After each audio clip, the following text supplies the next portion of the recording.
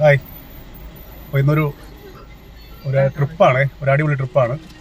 അതായത് നമ്മൾ സുന്ദരപാണ്ഡിപുരം, തെങ്കാശിയിലെ സുന്ദരപാണ്ഡിപുരം, നമ്മുടെ സൂര്യകാന്തി പൂവൊക്കെ പൂത്തു നിൽക്കുന്ന സുന്ദരപാണ്ഡിയത്തേക്കൊരു ട്രിപ്പാണ്. പക്ഷേ പൂവിൻ്റെ സീസൺ കഴിഞ്ഞ് കാണും. ഇപ്പോൾ പൂ കരിഞ്ഞ പൂവേ മിക്കവാറും കാണാൻ പറ്റുള്ളൂ. കാരണം എല്ലാ വർഷവും നമ്മൾ പ്ലാൻ ചെയ്ത് പോകുമ്പോഴെല്ലാം കരിഞ്ഞ പൂക്കളാണ് കാണുന്നത്. എന്തായാലും നമുക്ക് പോയി നോക്കാം. ആ സുന്ദരപാണ്ഡിപുരത്തേക്ക് പോകുന്ന ഒരു ട്രിപ്പിൻ്റെ വീഡിയോ ആണെന്ന് നിങ്ങൾക്കായി ഷെയർ ചെയ്യുന്നത്. ഓക്കെ, നമുക്ക് എന്തായാലും പോയി നോക്കാം. പൂവുണ്ടോ അല്ലെങ്കിൽ കരിഞ്ഞ് പോയിട്ടുണ്ടോ എന്നൊക്കെ നോക്കാം. ഓക്കെ, ഒരു തമിഴ്നാടൻ ട്രിപ്പാണെന്ന് എല്ലാവരും കാണുക.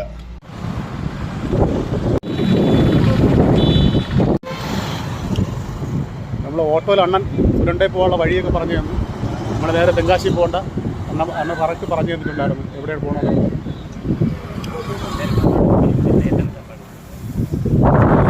ഓക്കെ, അപ്പോൾ അവിടെ അണ്ണൻ പറയുന്നത് സുരണ്ടയിൽ പൂ കുറവാണ്. സുന്ദരപാണ്ഡിപുരത്താണ് പൂ ഇപ്പോൾ ഇരിക്കുന്നത് അല്ലേ? ഓക്കെ ആണ്. അപ്പോൾ അവിടത്തേക്ക് പോകാം. ഓക്കെ, നല്ല കാറ്റാണ് ഇവിടെ. ഇത് എത്ര വെയിലുണ്ടെങ്കിൽ ആ വെയിലിൻ്റെ ചൂട് നമുക്ക് അറിയത്തില്ല. അത്രയ്ക്ക് നല്ല കാറ്റാണ് ഇവിടെ. അപ്പോൾ നമ്മളെ ഓട്ടോയിൽ എണ്ണം പറഞ്ഞതനുസരിച്ച് സുരണ്ടയിലല്ല, ഇപ്പോൾ സുന്ദരപാണ്ഡിപുരത്താണ് ഏറ്റവും കൂടുതൽ പൂവുള്ളതെന്നാണ് പറയുന്നത്.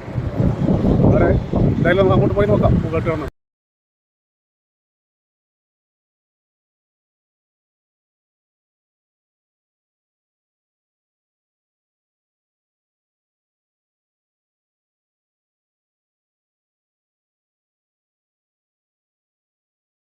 അവിടെ ഒരു പുതിയ സ്ഥലത്ത് പുതിയ കുറച്ച് പൂപ്പാടങ്ങൾ കണ്ട് അപ്പോൾ അവിടെ വന്ന് കയറി ജസ്റ്റ് ഒന്ന്, അവിടെ കുറച്ച് വലിയ പൂക്കളാണ്.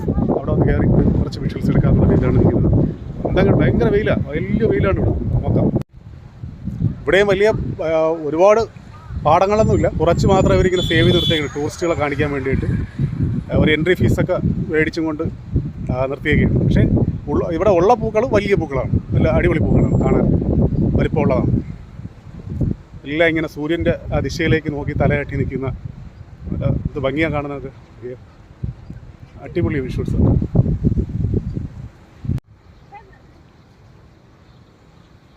പൂക്കളിങ്ങനെ നമ്മളെ നോക്കി ചിരിക്കുന്ന പോലെ തോന്നും.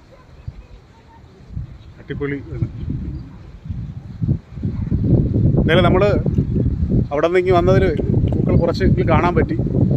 എന്നാലും ഇതിൻ്റെ യഥാർത്ഥ സീസൺ കഴിഞ്ഞു. വിളവെടുപ്പ് പിന്നെ എണ്ണക്കുരുവെടുപ്പ് കഴിഞ്ഞിരിക്കുകയാണ്.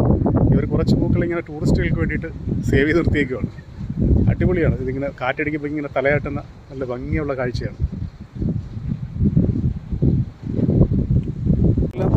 തക്കാളി, മുളക്, അങ്ങനെ എല്ലാ കൃഷി ഐറ്റം സാധനങ്ങളും ഇവിടെ കൃഷി ചെയ്തിട്ടുണ്ട്. എല്ലാം തക്കാളിയാണ്. ഇവിടെ തക്കാളിയൊക്കെ അവർ കൊടുക്കുന്നതിന് വേണ്ടി വെച്ചിട്ടുണ്ട്. എല്ലാം 50 രൂപയുടെ കിറ്റിലാക്കി